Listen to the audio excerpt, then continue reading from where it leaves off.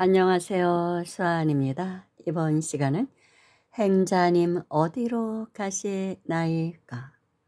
이 글은 오래전에 제가 한 달 머물렀던 비구니 사찰에서 만난 비구니 행자님 이야기입니다. 그곳에서 일을 하는데 어느 날 저녁 때 산문을 들어서는 한 여인이 있었습니다. 보니까 한 40대 후반 정도 되는 그런 여인. 그런데 옆에는 보따리를 들고 있더라고요. 그래서 누구실까? 뭐 주지스님을 만나 뵈러 왔다고 하더라고요. 그래서 이제 주지스님께 안내를 해 드리고 그 사찰은 밤에 누가 이렇게 찾아오는 사찰이 아니었어요. 깊은 산 중에 있는 암자기 때문에. 그래서 기도하러 왔나 보다. 이제 하룻밤 주무시고 갈라나? 근데 보따리가 커서 당분간 계실라나 보다. 그런데 얼굴에 그냥 수심이 잔뜩 끼었더라고요. 수심에 찬 그런 얼굴이었습니다. 그래서 에휴, 뭔가 또 마음이 힘든가 보다. 이제 그렇게만 생각하고 하루 자고 다음날 아침에 이제 같이 공양을 했습니다. 그리고 이제 설거지를 하고 이제 공양주 보살님이 계셨고 저는 이제 보조 역할을 하던 데였어요. 그리고 그곳은 암자지만 여러 사람이 살고 있었습니다. 상자 스님들도 계시고 또 비구니 큰 스님이라고 하시는 분이었으니까 또 스님들 어머님들도 와 계시고 그런 데였어요. 그러니까 여러분이 사셨죠. 그래서 아침 공양을 하고 이제 산책을 하는데 뒤편에서 도량 뒤편에서 사람들이 웅성웅성하는 소리가 들리는 거예요. 그래서 뭐지? 뭐 일들을 벌써 하나? 그러고서 이제 울력을 그곳은 하는 곳인데 스님이 8시 이후에 이제 울력을 하거든요. 벌써 울력을 하나 하고 이제 가 봤어요. 갔더니 이 보살님의 삭발식이 거행되고 있더라고요. 돗자리를 깔아 놓고 전날 온 그 보살님이 앉아 있고 주지 스님이 긴 머리를 그냥 가위로 쌍둥 쌍둥 쌍둥 자르더니 바리깡으로 드르르르르르 밀고 있었습니다. 그래서 깜짝 놀랐어요. 모두 전 식구들이 나와서 다 구경하고 있는 거예요, 삭발을. 삭발식을. 근데 우리가 보통 왜 영화 아재아재 바라아재 강수연 나온 영화에서 볼 때는 그 삭발식을 할 때 삭도로 밀죠. 큰 왜 그 칼 있잖아요. 그걸로 밀잖아요. 근데 그건 옛날 얘기고 물론 지금도 큰 사찰, 전통 사찰 큰 곳에서는 뭐 그렇게 하고 있는 걸로 알고 있습니다. 그렇지만 개인 사찰이고 이곳은 작은 사찰에서는 웬만하면 이제 바리깡으로 합니다. 그게 위험하거든요. 잘못하면 피가 날 수 있어 다칠 수가 있거든요. 그래서 일단 바리깡으로 다 밉니다. 바리깡으로 민 다음에 다시 또 인제 면도날 같은 걸로 이렇게 하는 경우도 있고 그냥 바리깡으로 1mm 바리깡 촥 해 가지고 끼워서 이제 밀기도 합니다. 근데 웬만하면 요즘 스님들도 그냥 바리깡으로 많이 하셔요. 자꾸 뭐 이렇게 면도에 비니까. 그러시는데 아무튼 그렇게 하고 있었습니다. 그런데 놀라웠던 것은 이분의 얼굴이 전날만 해도 근심 걱정이 잔뜩 쌓여 있는 그런 어두운 얼굴이었는데 갑자기 딴 사람으로 보이더라고요. 그 사연 많은 여인의 얼굴이 아니라 너무나 해맑은 동자의 얼굴이었습니다. 그래서 자세히 보니까 좀 얼굴도 뽀얗어요. 그분이 얼굴도 뽀얗고 좀 귀염성 있는 얼굴이더라고요. 완전히 동자승으로 보이는 거예요. 40대인데. 너무 신선하더라고요. 그래서 스님들이 출가를 하면 출가하는 그날로 무량겁의 억겁의 그 업을 벗는다. 그런 말이 있거든요. 그만큼 업이 다 떨어져 나간다는 거예요. 정말 그런가 보다. 정말 그런 생각이 들 정도로 완전히 딴 사람이 돼 있었습니다. 출가한다는 자체로 수많은 업을 벗는 거예요. 그러고서 인제 행자들은 대개 인제 처음 시작에 공양간부터 하거든요. 남자 행자나 여자 행자나 공양간 들어와서 설거지하고 일부터 합니다. 채소 다듬고 당연히 이제 그 행자님도 인제 우리와 같이 일을 했죠. 공양간에서 일을 하는데 그곳이 그 당시에 공사를 했던데요. 그러니까 불사를 하고 있어서 그분들 뭐 인제 좀 간식도 해 드리고 좀 뭐 그렇게 그런 일들이 좀 많았어요, 그 인부들 때문에. 그래서 공양간에 이제 보조가 필요했던 것이죠. 아니면 뭐 한 공양주부사님 한 분만 해도 되는데 인부들 때문에 울력하시는 그 인부들 때문에 인제 보조가 필요했던 것이죠. 그래서 제가 인제 보조 노릇을 한 것인데 이제 행자님도 같이 일을 했습니다. 그런데 또 거기에 문제점이 뭐냐면은 이 주지 스님이 굉장히 공부도 많이 하신 아주 훌륭하신 분입니다. 그런데 울력을 너무 많이 시켜요. 당신이 건강하다 보니까 힘든 걸 모르는 거예요. 그래서 행자님도 그렇고 상자 스님들도 너무 힘들어했어요, 그 울력 때문에. 그러니까 인부들이 비록 있지만 인건비를 좀 줄여야 하잖아요. 신도들한테 자꾸 불사금을 받는 게 너무 눈치가 보인다는 거예요, 스님이. 그러니까 불사하신 지 그렇게 오래되지는 않은 사찰이었습니다. 한 5년 됐나? 그러니까 계속 불사를 하고 있는 사찰이었죠, 전각을 계속 지으니까.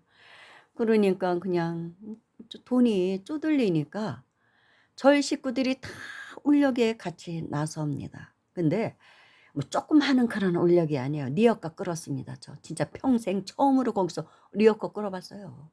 그것도 뭐 가벼운 거 뭐 담는 리어카도 아니고 그러니까 돌을 막 나릅니다. 그러니까 약간 비탈진 곳이니까 토사가 날 수 있잖아요. 그러니까 돌을 날라서 비탈길에 인제 다 이렇게 박는 것이죠. 석벽 작업 석벽을 만드는 작업이에요, 일종의. 근데 큰 돌도 필요하지만 작은 돌도 필요하거든요. 그거를 인제 산 밑에 주변에 가면 돌들이 많잖아요. 그런 거 주워다가 리어카에다 담아 가지고 끌고 와야 되는데 비탈길이니까 절 도량으로 올라오려면 비탈길입니다. 그 리어카 돌 싣고 올라오기가 쉽습니까? 그러니까 인제 거기에 인제 행자님하고 같이 앞에서 끌고 뒤에서 밀고 하기도 하고 상자 스님들하고 그렇게 하기도 했어요. 뭐 우리는 진짜 완전히 초죽음이에요, 초죽음. 그런 데다가 스님이 엄격하셔서 반드시 새벽 예불, 저녁 예불을 빠뜨리면 안 됩니다. 특히 새벽 예불은 참석을 해야 됩니다. 주지 스님 다 나오셔서 하니까.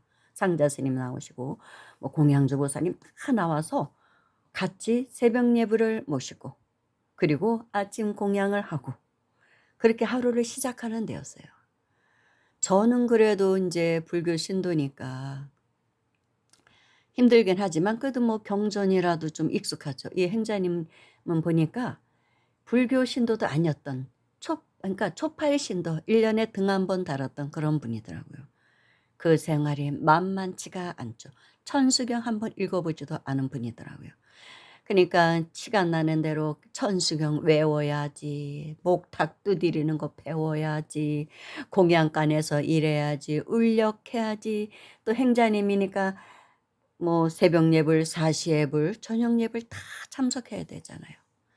그러니까 처음에 그 동자 같았던 그 고운 얼굴이 그냥 시들어 가더라고요. 저도 밤마다 끙끙 앓던 때였습니다. 그래서 좀 걱정스럽더라고요. '이분이 과연 이거 버틸까?' 그래서 하루는 이제 행자님과 저하고 단둘이만 있었을 때가 있습니다. 모두 인제 어디 나가시고 저희 식구들이. 그래서 인제 행자님께 제가 여쭤봤습니다. "왜 출가를 결심하셨어요?" 인제 "너무 힘들어 보이는데." 그랬더니 사실은 출가하신 분들에게 왜 출가했느냐 출가 동기와 그전에 출가하기 전에 세속일을 묻지 않는 것이 사찰에서는 불문율입니다. 그런데 너무 궁금하더라고요. 그리고 인제 제 동생 같고 제 여동생 같은 막내 여동생 같은 느낌이 들어서 좀 안쓰럽기도 하더라고요. 너무 힘들어하는 거예요. 그랬더니 너무 또 근데 의외로 이 행자님이 술술술술 그냥 얘기를 하시는 거예요, 자신의 얘기를. 40대 후반인데 결혼을 40대 초에 늦게 하셨다고 합니다. 늦게 하셨고 자식은 없대요. 자식이 생기지를 않더래요. 그리고 이제 대학원까지 나와서 어디 인제 어느 도시에서 학원을 운영하고 계신 분이었습니다. 그러니까 상당한 인텔리죠. 재력도 있고. 근데 왜 인제 출가를 했을까 싶죠. 근데 결혼을 했는데 이 남편이 그렇게 손찌검을 한대요. 완전히 그냥 두들겨 패는데 다 죽을 정도로 팬답니다. 뭐 여러 가지 이유가 있겠죠 인제. 네 두들겨 패는 데는. 그래서 거기에 못 이겨서 도망 나온 거라고 합니다. 그러니 부모님들도 얼마나 속상했겠습니까. 딸이 뒤늦게 결혼하고 맨날 두들겨 맞고 사니까. 그래서 인제 친정 아버님이 오셔서 "이혼해라." 이혼시키려고 하면 그런 사람들은요 다 처갓집 식구들도 죽이겠다고 막 요즘 무섭잖아요. 이혼 강요했다가 막 살인하는 경우 있잖아요. 마누라뿐만이 아니라 예 친정 식구까지 막 죽이는 사람들 있잖아요. 그러니까 겁이 나니까 어떻게 못한 거예요. 그래서 아버지가 차라리 도망가서 스님이나 데려가 막 그러셨던 것 같아요. 그리고 이제 "산으로 숨어라." 그래서 보따리 싸 갖고 인제 온 겁니다. 근데 인제 스님들 생각이 꼭 있었던 건 아닌데 이제 그날 밤 주지 스님과 밤늦게까지 인제 상담을 하다 보니까 이제 그전에 이미 주지 스님과 전화 통화는 했었다고 하더라고요. 어느 분의 소개로 "그 절에 가 봐라." 그래서 찾아왔고 상담을 하다 보니까 '아 출가를 해야겠구나.' 내가 업이 너무 많아서 출가해야 될 사람이 출가를 안 하다 보니까 그런 남편을 만나서 그렇게 내가 힘들게 사는구나. 그래서 출가를 결심했다고 하더라고요. 그러면서 저에게 말씀하시기를 근데 너무 힘들어요." 그러더라고요.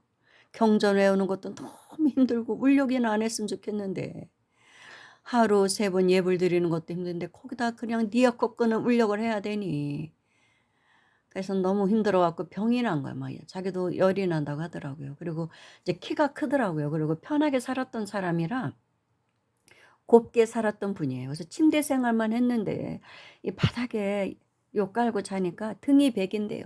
그리고 키가 커서 일어났다 앉다 눕는 것도 힘들다는 거예요. 침대 같으면 사실 덜 힘들거든요. 너무 힘들다는 거예요. 일어나지를 못하겠대요. 그래서 제가요 제 돈으로 그냥 침대라도 하나 구입해 놓고 싶은데 주지 스님 눈치가 보여 가지고 절이라는 데가 법도가 있는데 무슨 침대냐고 할까 봐 말도 못하고요. "그래요." 그러더라고요. 그래서 한번 여쭤보고 "그럼 침대 사세요." 인제 그랬죠. 그거 어떡해요. 그랬는데 인제 그렇게 하고 저는 너무나 힘이 들 저도 너무 힘들어서 막 열이 쩔쩔 끓으니까 막 이가 다 흔들리고 너무 힘들어 갖고 난리가 아니더라고요. 그래서 진짜 이러다가 나도 '어떻게 되겠다.' 인제 제 도반들이 그때는 막 찾아오고 했었거든요.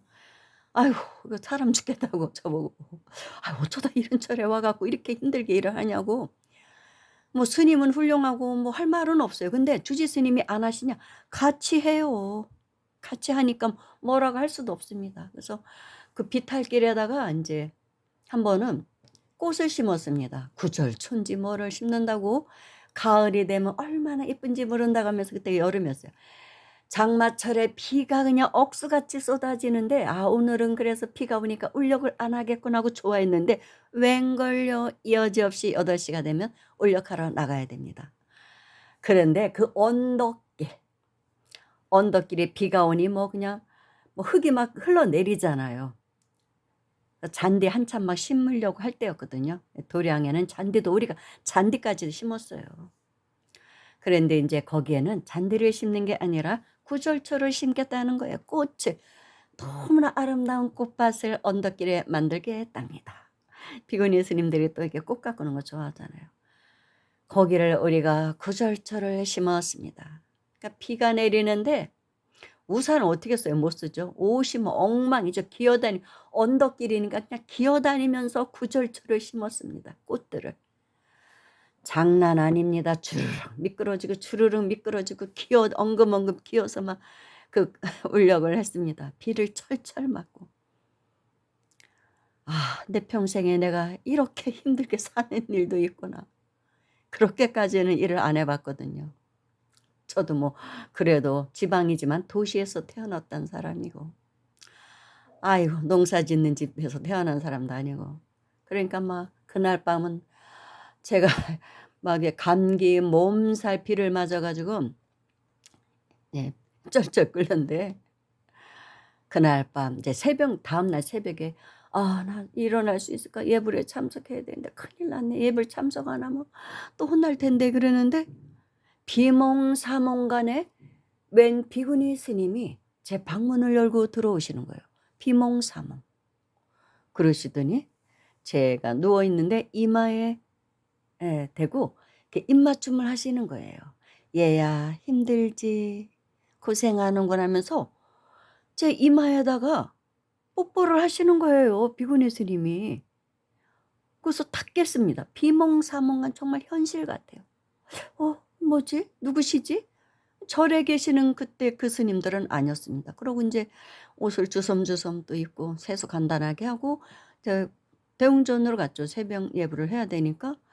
그런데 저를 보고 웃고 계신 분이 있었습니다. 보니까 지장보살님이더라고요. 그 절에 지장보살님의 얼굴이더라고요. 그 지장보살님이 저에게 오셔서 "얘야 힘들지?" 아주 자상한 얼굴로 그렇게 목소리로 저에게 말씀하시면서 입에다가 뽀뽀를 해 주고 가셨습니다, 입맞춤을. 그래서 그런지 또 그날부터 좀 기운이 나더라고요, 열도 가라앉고. 그래서 또 울력을 하고 그러다가 '아 도저히 안 되겠다. 제가 한 달만 채우고 가겠습니다.' 그래서 인제 한 달이 돼서 저는 인제 하산을 했습니다. 하산을 했는데 네 주의 스님도 그러시더라고요. 저보고 "공양주 일할 사람은 아니니까 다른 일 하라고. 어디 가서 펜대나 굴려야지. 종무 같은 거나 하지." 그래도 저는 너무 공양주 일을 해 보고 싶었거든요. 할 사람이 여기에 너무 안 어울린다는 말씀은 애초부터 하셨지만 그래도 예 그 뜻이 가상해서 내가 인제 그런 이제 "받아 주었다." 그런 말씀을 하셨었거든요. 그래서 인제 내려왔습니다. 그러고서 인제 이 행자님이 너무나 아쉬워하는 거예요, 제가 떠나는데. 그래도 좀 말동무가 되잖아요, 저하고는. 그랬는데 제가 그때 전화번호를 안 적어 왔었어요, 그 행자님을. 그래서 인제 한 일 주일 후에 그 행자님이 궁금해서 그 공양주 보살님에게 전화를 드렸습니다. "보살님 잘 계시죠?" 인제 정은 들었어요. 그 사찰에서 정도 들고 그래서 그랬더니 아니 내려가셨다는 거예요. 하산하셨대요. 제가 가고 나서 며칠 후에. "그래요?" 그랬더니 "예 도저히 힘들어서 못 하겠다고 하산했습니다." 모자 뒤집어 쓰고. 아유 안타깝네요. 참 마음이 아프더라고요. 너무 힘들어하셨거든요.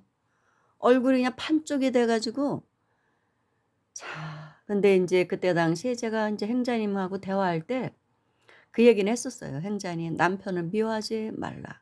제가 볼 때도 행자님은 출가해야 될 사람이기 때문에 이 길을 가야 할 사람이 이 길을 가지 않으니까 그런 남편을 만나서 그렇게 힘들게 살았던 것이다. 알고 보면 그 남편이 스승인 것이다. 나를 이 길로 인도하지 않았느냐." 물론 인과법으로 볼 때는 왼수 딴지죠. 왼수죠. 왼수를 만난 건 맞아요. 그렇지만 부처님 법으로 볼 때는 원수도 은인도 없고 그냥 다 내 마음 공부의 스승이라고 합니다. 그러니까 그 남편도 내 마음 공부의 스승이었던 것입니다. 그 사람 때문에 부처님 법을 만나게 된 것이죠. 출가를 하든 안 하든 우리가 세속에 살 때 나를 너무나 힘들게 하는 사람들 있잖아요. 그 사람들로 인해서 대개 종교에 귀하게 됩니다. 예수님에게 귀하든 부처님에게 귀하든 그렇다면 나를 힘들게 한 남편이나 마누라나 자식이나 뭐 또 어떤 사기친 사기꾼이든 사실 내 마음 공부의 스승이거든요. 그래서 오히려 감사하라고 합니다. 그 사람에게 감사하는 마음을 가져야 그 어변이 확 풀리거든요. 근데 그 마음 갖기가 어렵죠. 계속 왼수 딴지로 남고 있습니다. 그러면은 다 풀지 못한 업 때문에 다음 생에 또 만나서 또 해결을 해야 돼요. 나머지 숙제를 해야 됩니다. 나머지 공부를 해야 되거든요. 그래서 그 마음을 풀으라는 것입니다. 그래서 남편을 원망하지 말고 스승으로 생각하시라고 제가 그런 말은 해 줬었거든요. 그래도 불법 공부는 제가 훨씬 많이 한 사람이니까 출가는 안 했지만 뭐 그렇잖아요. 그 사람은 뭐 진짜 초파의 신도였다가 엉겹결에 뭐 머리 깎은 사람이니까요. 근데 참 마음이 아팠어요. 어디로 가셨을까? 집으로 하산을 했나 아니면 또 다른 비근의 사찰로 출가를 했을까 모르는 일이죠. 좀 수월한 곳으로 가셨을 수도 있어요.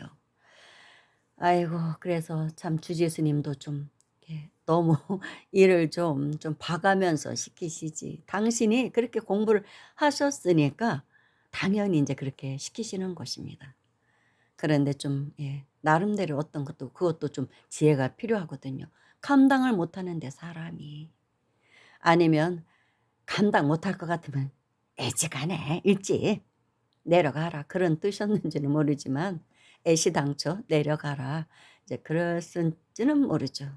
아무튼 거긴 농사도 많이 졌어요. 그 울령만 한간 농사도 산 밑에 그 어떤 동네 사는 사람들이 절에서 인제 이렇게 농사지어 드시라고 이제 빌려준 것이죠.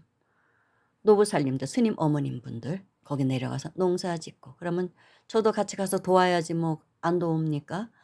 그러면은 또 오르락 내리락 호미 들고 그냥 아유 보통 일이 아니에요. 보통 일이 아니었어요 진짜. 콩도 심고 그래서 콩밤매는 뭐 제가 노래도 부르고 노부살님들 위해서 노래도 불러주면 노부살님들이 너무 재밌어 하시고 그러면서 한 달을 즐거웠어요. 사실은 즐겁고도 힘들게 지냈습니다.